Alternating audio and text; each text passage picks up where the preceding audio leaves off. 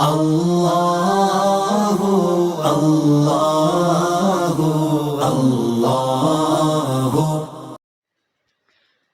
دین اسلام ایسا کامل و اکمل دین ہے کہ ہر معاملے میں اپنے ماننے والوں کی کامل رہنمائی فرماتا ہے، اور رب کریم نے مومنوں کے لیے یہ ارشاد فرمایا وَعَلَى اللَّهِ فَلْيَتَوَكَّلِ الْمُؤْمِنُونَ۔ ایمان والوں کو چاہیے کہ بس وہ اللہ تبارک و تعالیٰ کی ذات پر بھروسہ کیا کریں، اللہ تبارک و تعالیٰ کی ذات پر توکل کیا کریں۔ لہذا ہر مسلمان کو رب کریم کی ذات والا صفات پر کامل بھروسہ اور توکل ہونا چاہیے، اور اس کی بڑی شان اور اس کی بڑی فضیلتیں ہیں۔ لیکن بدقسمتی سے، جہالت کی وجہ سے لوگوں میں کچھ ایسی بدعقیدگیاں پیدا ہو جاتی ہیں کہ جو ہمارے اس عقیدے کے بالکل خلاف ہوتی ہیں، اور طرح طرح کی بدشگونیاں لوگ جو ہے ان کا شکار ہو جاتے ہیں۔ مثال کے طور پر ماہ صفر المظفر، اس مہینے سے متعلق زمانہ جاہلیت میں بھی یہ مشہور تھا کہ یہ بلاؤں کا مہینہ ہے، یہ مصیبتوں کا مہینہ ہے، اور اس مہینے میں بڑی نحوستیں نازل ہوتی ہیں۔ لیکن دین اسلام نے ان تمام بدشگونیوں اور بدگمانیوں کا قلعہ فرما دیا، اور نبی کریم صلی اللہ تعالیٰ علیہ وآلہ وسلم نے جو یہ بدعقیدگی آپ صلی اللہ علیہ وآلہ وسلم کے زمانے میں پھیلی ہوئی تھی، اس کو بالکل کاٹ کے رکھ دیا۔ ہمارے یہاں بر صغیر پاک و ہند میں بھی جہالت کی وجہ سے بعض لوگوں میں یہ مشہور ہے کہ ماہ صفر جو ہے یہ نحوست والا مہینہ ہوتا ہے، اس میں بلائیں اترتی ہیں۔ لہذا اسی کے بارے میں کچھ باتیں میں عرض کرتا ہوں۔ حضور نبی کریم صلی اللہ تعالیٰ علیہ وآلہ وسلم نے وہ بدگمانیاں اور بدشگونیاں جو زمانہ جاہلیت میں پائی جاتی تھیں ان کا رد کرتے ہوئے ارشاد فرمایا۔ مسلم شریف کی حدیث پاک ہے، جناب ابو ہریرہ رضی اللہ تعالیٰ عنہ اس کے راوی ہیں۔ نبی کریم صلی اللہ تعالیٰ علیہ وآلہ وسلم ارشاد فرماتے ہیں لا عدوا ولا حامۃ ولا نوء ولا سفر، او کما قال رسول اللہ صلی اللہ علیہ وآلہ وسلم۔ مذکورہ حدیث پاک میں 4 چیزوں کا رد کیا گیا ہے۔ نمبر 1، آپ صلی اللہ علیہ وآلہ وسلم نے ارشاد فرمایا لا عدوا، بیماری متعدی نہیں ہوتی۔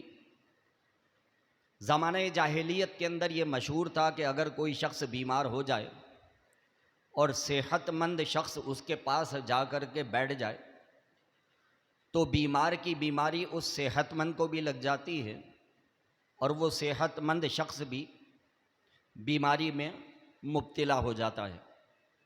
تو حضور نبی کریم صلی اللہ تعالیٰ علیہ وآلہ وسلم نے اپنے قول و فعل سے اس بدعقیدگی کا رد فرمایا۔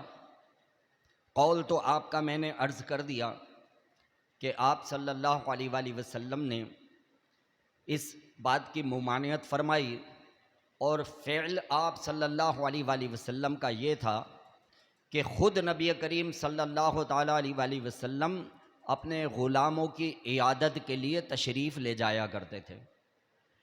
آپ کو پتہ چل جاتا کہ کوئی مسلمان بیمار ہے، کوئی صحابی رضی اللہ تعالیٰ عنہ کسی تکلیف میں مبتلا ہے، تو نبی کریم صلی اللہ تعالیٰ علیہ وآلہ وسلم بنفس نفیس خود چل کر اپنے غلاموں کی تیمارداری کے لیے اور ان کی عیادت کے لیے جایا کرتے تھے، اور آپ صلی اللہ علیہ وآلہ وسلم کی یہ سنت ہے۔ تو لہذا ہمارے رشتہ داروں میں، عزیزوں میں اگر کوئی بیمار ہو اور ہم ان کی دیکھ بھال کے لیے یا عیادت کے لیے جائیں تو اس نیت سے جانا چاہیے کہ پیارے نبی صلی اللہ علیہ وآلہ وسلم کی سنت ادا کرنے کے لیے جاتا ہوں، تو انشاءاللہ سنت پر عمل کرنے کا بھی ثواب ملے گا۔ فرمایا ولا حامۃ، زمانہ جاہلیت میں یہ مشہور تھا کہ ایک پرندہ جس کو کہ ہماری زبان میں الو کہتے ہیں، تو یہ بڑا منحوس پرندہ ہوتا ہے، جس گھر میں بیٹھ جائے وہاں پر موت آتی ہے، جس علاقے میں چلا جائے وہاں پر بلاؤں کا نزول ہوتا ہے، لہذا اس پرندے کو نحوست والا مانا کرتے تھے۔ حضور نبی کریم صلی اللہ تعالیٰ علیہ وآلہ وسلم نے اس کا بھی رد فرمایا اور ارشاد فرمایا ولا حامۃ، الو کی وجہ سے بھی کچھ نہیں ہوتا، وہ تو اللہ تعالیٰ کی ایک مخلوق ہے، ایک پرندہ ہے۔ الو کے بارے میں آتا ہے کہ دن میں اس کو نظر بہت کم آتا ہے، اور رات میں جو ہے وہ اس کو بالکل صاف نظر آتا ہے، لہذا دن میں یہ ویرانوں کے اندر اور بیابانوں کے اندر، کھنڈرات کے اندر جو ہے یہ چھپ چھپا کر رہتا ہے اپنی جان بچانے کے لیے، کہ دن میں اس کو بہت کم نظر آتا ہے، لیکن رات میں اس کو بالکل صاف نظر آتا ہے، لہذا یہ اپنی خوراک کے لیے اور شکار کے لیے رات میں نکلتا ہے۔ تو اس وجہ سے یہ پرندہ جو ہے یہ ویرانوں میں اور کھنڈرات کے اندر، بیابانوں میں رہتا ہے، تو شاید اس وجہ سے جوہلا کے اندر یہ بات جو ہے وہ نفوذ کر گئی کہ یہ جہاں بھی جاتا ہے وہاں ویرانی آتی ہے یا بلائیں آتی ہیں، تو ایسی بات نہیں ہے۔ فرمایا ولا نوء، چاند کے گھٹنے اور بڑھنے میں بھی کوئی چیز نہیں۔ تو زمانے جاہلیت کے اندر بھی یہ بڑا مشہور تھا کہ چاند ستاروں کو دیکھ کر لوگ جو ہے وہ اپنے کام کیا کرتے تھے، اور ستاروں کی چال اور چاند کی تاریخیں ان کا بہت زیادہ ان کے لیے عقیدہ تھا اور اہمیت تھی۔ تو حضور نبی کریم صلی اللہ تعالیٰ علیہ وآلہ وسلم نے بھی اس کا رد فرمایا کہ چاند ستاروں کی چالیں کچھ نہیں ہوتی ہیں، جو بھی ہوتا ہے حکم الہی سے ہوتا ہے، لہذا مسلمان کو چاہیے کہ اللہ تبارک و تعالیٰ کی ذات والا صفات پر توکل کرے اور بھروسہ کرے۔ اور چوتھی بات جو آپ صلی اللہ علیہ وآلہ وسلم نے ارشاد فرمائی ولا سفر، سفر میں بھی کوئی چیز نہیں، تو یہ بالکل صاف اور واضح ہے کہ ماہ سفر میں کوئی نحوست نہیں ہوتی، کوئی بلائیں اور طرح طرح کی تکلیفیں خاص سفر کی وجہ سے نہیں ہوتی ہیں۔ ہاں جو اللہ تعالیٰ نے کسی کی تقدیر میں لکھ دیا ہے تو وہ کوئی بھی مہینہ ہو وہ تکلیف تو آنی ہے، چاہے وہ سفر ہو یا کوئی اور مہینہ ہو۔ اگر کسی کی تقدیر میں اللہ تعالیٰ نے کچھ لکھ دیا ہے تو وہ کوئی بھی مہینہ ہو اس کو وہ تکلیف جو ہے وہ پہنچتی ہے، تو یہ سفر کی وجہ سے نہیں ہوتا۔ اب دیکھیں سفر جو ہے اس کے ساتھ ایک لاحقہ لگا ہوا ہے، اور وہ ہے المظفر، ہم کہتے ہیں سفر المظفر۔ تو یہ جو لاحقہ لگا ہوا ہے المظفر، یہ دراصل ظفرہ سے مشتق ہے، اور اس کے معنی ہوتے ہیں کامیابی اور کامرانی۔ تو سفر المظفر یعنی سفر کامیابی والا، تو جو مہینہ جس کے لیے کہا جاتا ہے کہ وہ کامیابی والا ہو تو وہ ناکامیوں والا کیسے ہوگا؟ اسی طرح بعض بزرگان دین رحمۃ اللہ تعالیٰ علیہم اجمعین جو ہے وہ سفر کو سفر الخیر کہا کرتے تھے، یعنی سفر خیر والا۔ تو یہ کامیابی، کامرانی اور خیر والا مہینہ ہے، اس میں کوئی ایسی نحوست یا کوئی ایسی بلائیں وغیرہ نہیں ہیں کہ جو خاص اس مہینے کے ساتھ جو ہے وہ مختص ہوں۔ اب اس مہینے میں بعض لوگ اپنے بچے بچیوں کی شادیاں بھی نہیں کرتے، صرف اسی وجہ سے کہ سفر کا مہینہ ہے، یہ مہینہ ذرا نکل جائے تو پھر جو اگلا مہینہ آئے گا ربیع الاول کا 11ویں کا تو اس میں کریں گے۔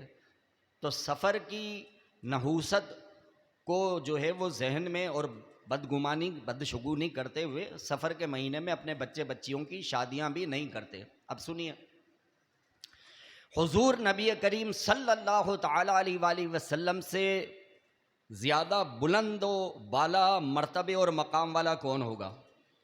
اور آپ کی آل اولاد سے بڑھ کر اس دنیا میں کون عزت والا ہوگا؟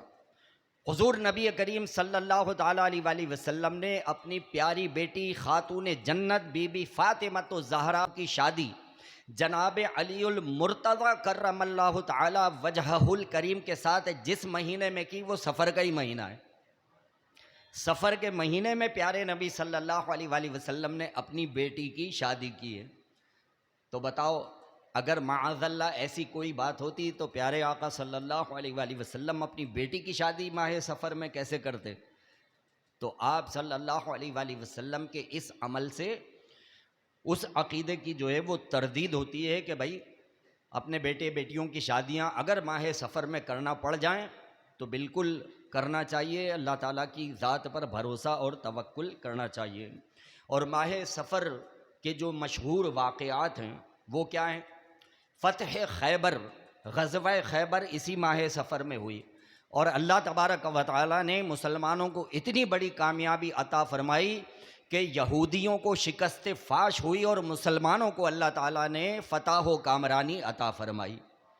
وہ خاص سفر کا ہی مہینہ تھا، فتح خیبر اسی مہینے میں ہوئی ہے۔ تو رب کریم سے دعا ہے کہ ہر قسم کی بدگمانیوں اور بدشگونیوں سے ہمیں بچنے کی توفیق عطا فرمائے، اور اللہ تبارک و تعالیٰ کی ذات والا صفات پر کامل بھروسہ اور کامل یقین ہمیں اپنے دل و دماغ میں پیدا کرنے کی توفیق عطا فرمائے۔ بزرگان دین رحمۃ اللہ تعالیٰ علیہ مجمعین فرماتے ہیں کہ اگر کبھی شیطان اس قسم کا وسوسہ دل و دماغ میں ڈالے تو مسلمان کو پڑھنا چاہیے ولا حول ولا قوت الا باللہ العلی العظیم۔ یہ پڑھے تو انشاءاللہ ہر قسم کا وسوسہ اور بدگمانی اس کے دل و دماغ سے نکل جائے گی۔ اگر آپ کو یہ ویڈیو پسند آئی ہو تو اس ویڈیو کو لائک کریں، کامنٹس کریں، شیئر کریں، اور میرے اس چینل کو سبسکرائب کریں۔ جزاک اللہ خیر۔